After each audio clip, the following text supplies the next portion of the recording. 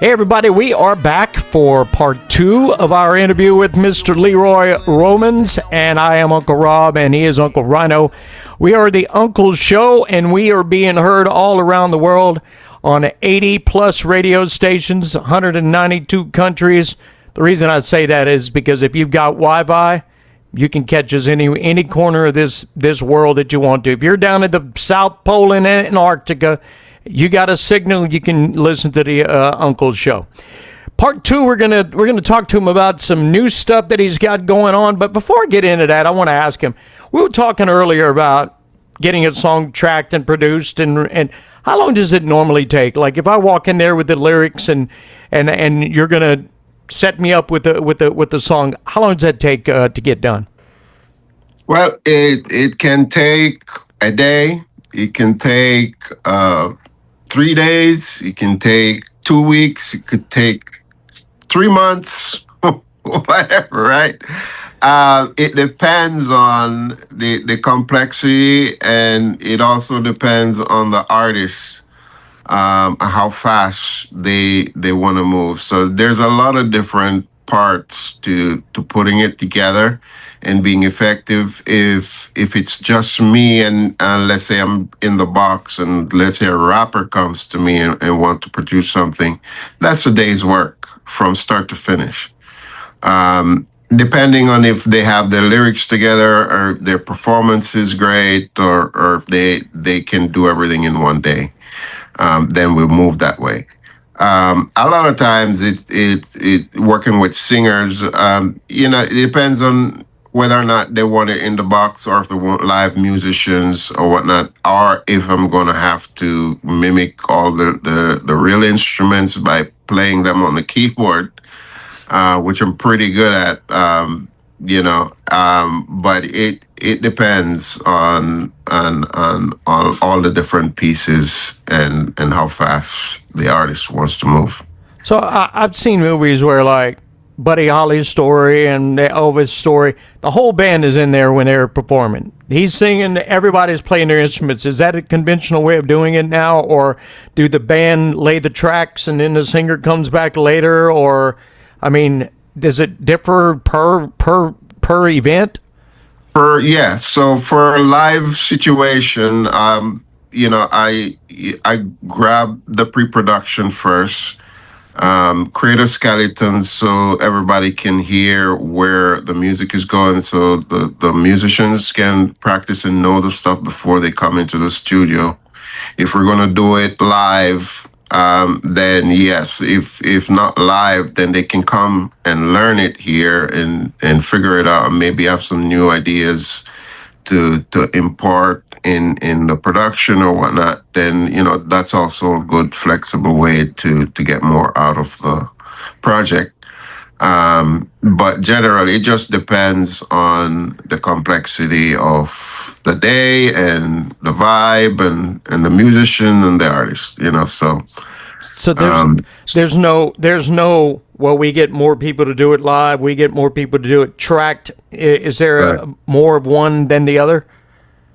No, it just depends on the end vision, right? So let's say you want it live and you don't have a lot of cash to pay all the musicians, because sometimes musicians charge anything from $400 to $600 to do one track on a song, and so sometimes the artist can't afford that.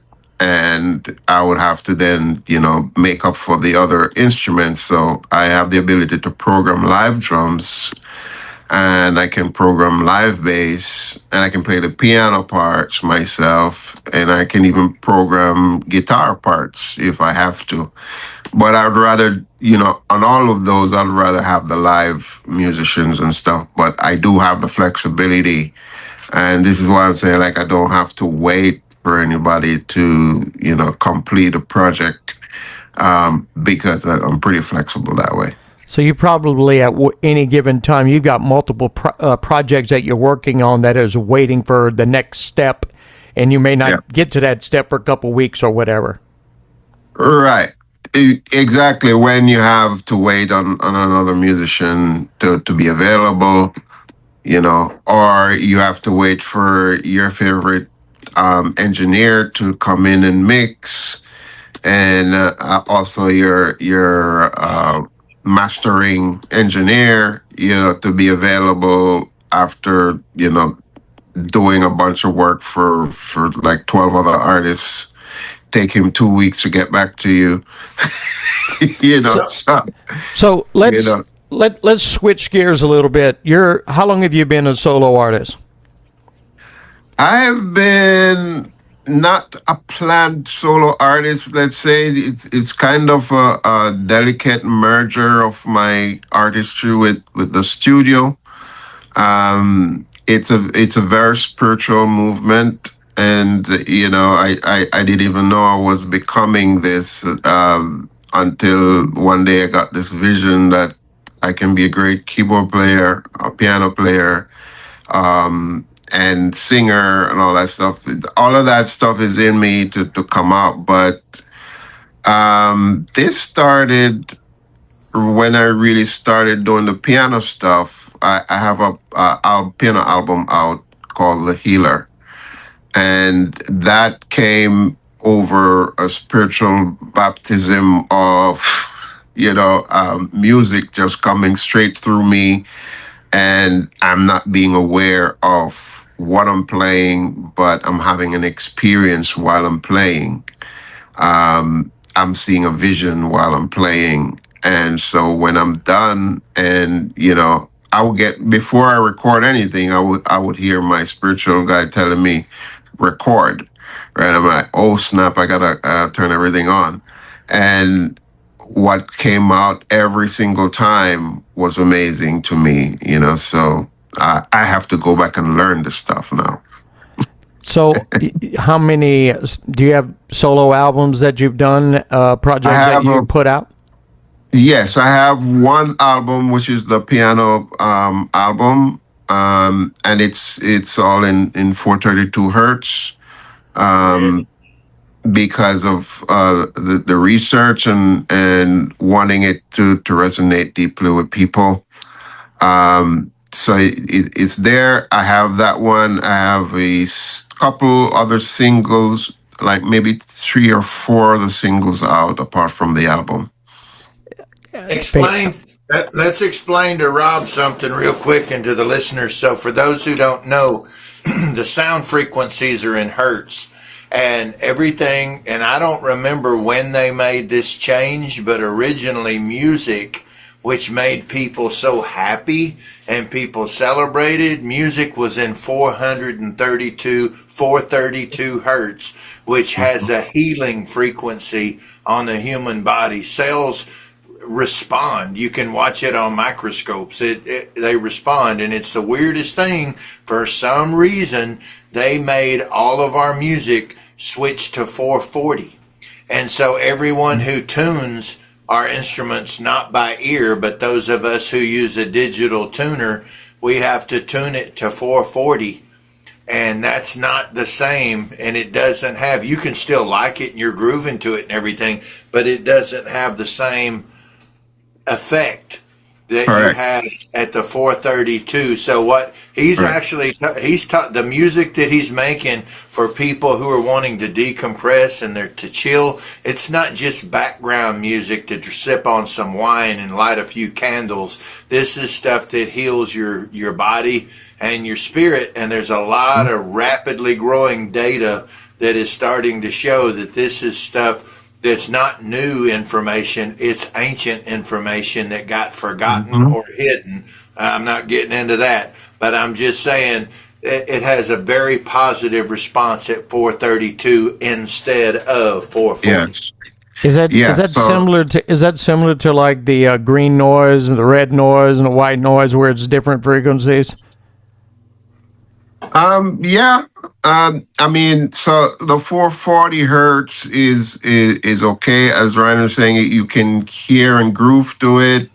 But on a scientific level, it cuts out the frequencies. There are like sub frequencies that get cuts out get cut out of the 440 hertz.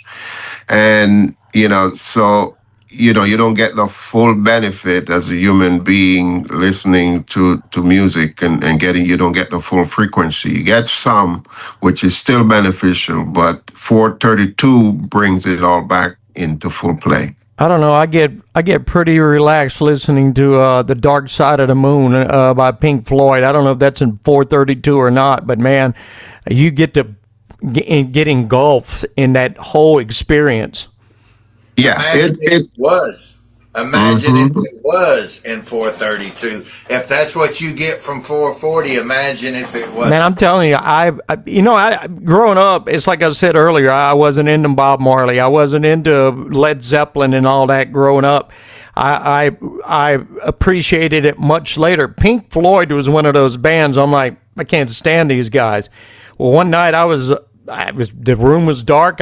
Nobody was there. I was like, I'm gonna stay home tonight. Turned on the Dark Side of the Moon, listened to it 3 times through, and I actually listened to it. Had headphones on, man. I'm like, I don't know what happened to me, but I'm like, this is my favorite stuff now. And I've been a Pink Floyd guy ever since. So you're telling me that was not recorded in 432, Rhino? I don't think it was. I think it was all. Yeah. Yeah.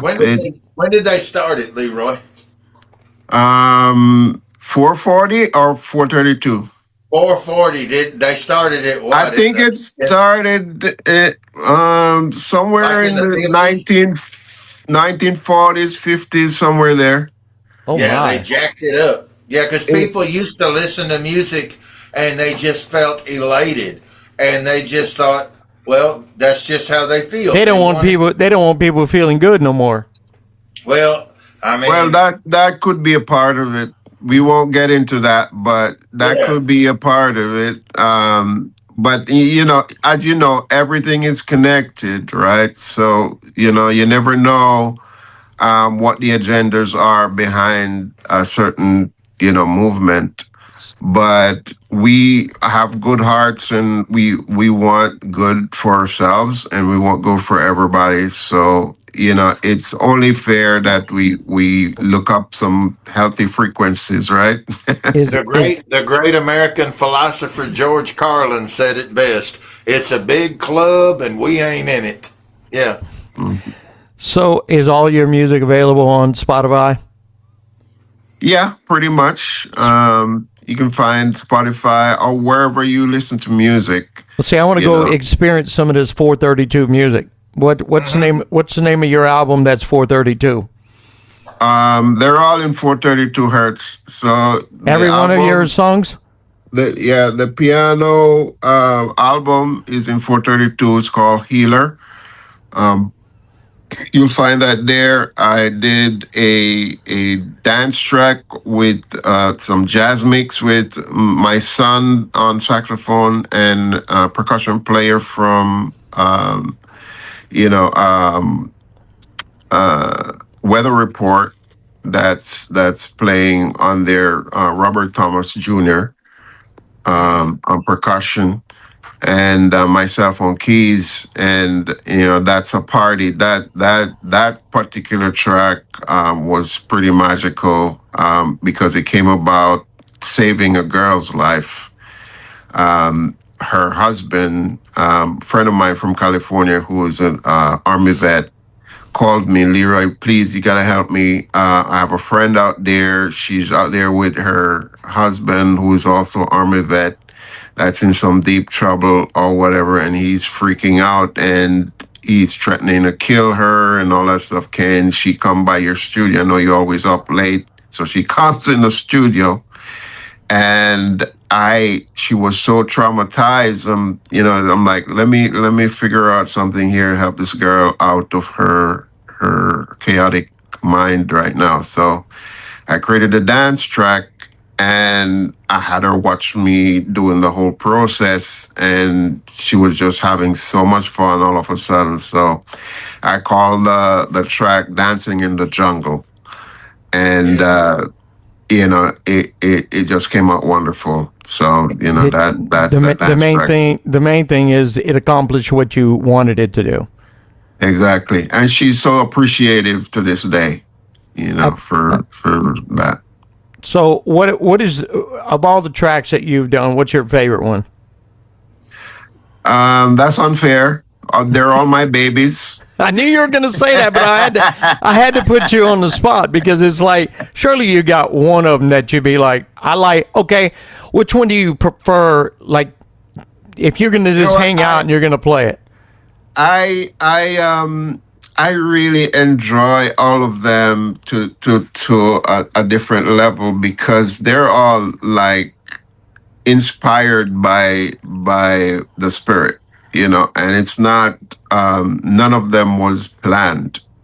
Let's let's make it a little simpler because that's such a vague thing to ask a composer, and it depends on the purpose. What is the purpose that you will apply this piece of work? And that helps you select what would be best suited for a purpose, whether it's just something beautiful and subtle in the background, if it's something to drive down the road and listen to, if it's something that you're having a bad day, if it's something that you're celebrating. They all have different purposes. They all can commingle and all have to be. So if I'm wanting to just chill, like I did with the Pink Floyd album, if I just wanted to chill and just escape, what song of yours would you recommend that I just kind of I would get lost in? All right, so let's say that the purpose, I didn't even know what the purpose of my piano album was going to be. I just experienced it, right? But when it come out and you listen to it and you hear people's feedback, you go, oh, that's why it came. So a lot of people would tell me that they have kids that are chaotic and they put on that album and they calm right down. So that's one instance of, the purpose, right? So every song comes on an inspiration base, but it chooses the creator who he wants to come through. This is my humble belief. And when it comes for a job that it knows it's going to do once it's done. And it chooses you to come through. So that's it. And then when people hear it, you get to figure out why you were chosen to do this song. So you've got a new one that just recently came out. I think you said the 29th of this past month in May. It's called Sexology. Yes. Tell us a little bit about that song. Well, Sexology was like a feeling I had. I was just feeling myself for that day. And, I put on this virtual beat that, I created with like a live drum feeling. It's got like a Jamaican type feel to it. And I said, look, I just felt the vibe of playing the piano a certain way. So it started with this piano piece. And I played the piano all the way down, and then, all the other parts start to fall in place after that. After the track was done, I thought it was done. I had it sitting there for a few months, and then Lara, who I met at NAMM, came to Miami to vacate, and she came to my studio and was listening to what I have going on, and she heard this song and she just loved it. And I said, okay, you want to sing something on it? And she said, yeah, okay. So I let her know it's kind of how I felt about what it was about, and she started singing. She one take, and she just came up with those lyrics right away. How often does that happen? One take? For me, quite often, because, I'm a musician and, I connect spiritually to record. So whenever I record, most of the time I play, it's one take. You're a professional, man. You know what you're doing. Yeah. Well, it's doing me. So I was, I would say it knows what it's doing. Do you ever get in there and you and you're probably more crucial on music you're playing for yourself, because I mean, you're great for all your clients, but you ever get in there and you be like, no, I got to do that again, or I can get it just a little bit Yeah, better. well, yes. When you have something in your head, most of the time I'm working with my clients, it's not like how I do with myself, where I'm creating on the spot and it's done, right? Sometimes that happens, but not a whole lot. So I have to put things together for my clients, because it's their world. So now I'm serving them, and I'm hearing where they want to go, and then I kind of hear everything in my head and go for it. So if I'm not getting it the first time, then I'll repeat until I get it exactly the way it's meant to go. You want their vision to be as perfect as possible. Yes. Because they're putting their hard-earned money into it, and that's awesome, man. Right.